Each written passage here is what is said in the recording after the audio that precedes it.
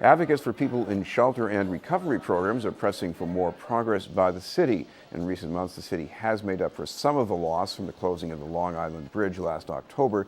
To push for more headway, advocates gathered this morning outside City Hall before taking their concerns to the mayor's office. There's no dignity allowed human beings who happen to not have any money or any income or are among the working poor.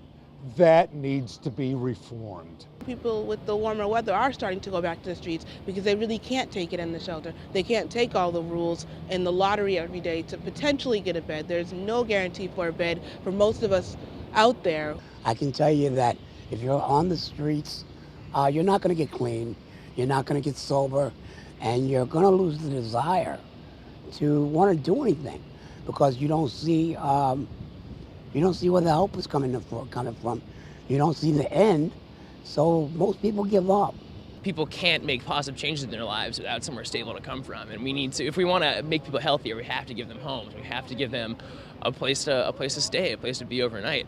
And without that, nothing I can do in the future as a doctor will make any difference. We need to give people homes first, and then we can deal with their medical problems later. The mayor said this morning that 120 more beds will be available in 2 weeks at a shelter on Southampton Street, with full operation there in 6 weeks. And a new site for transitional programs was recently opened in Mattapan.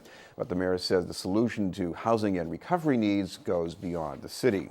We have a homeless crisis in the state that hasn't been dealt with in decades. As a former legislator, we were able to put some money into those programs and be able to do some creative things, but we really haven't really, I don't think, fully addressed the issue of homelessness in the Commonwealth of Massachusetts.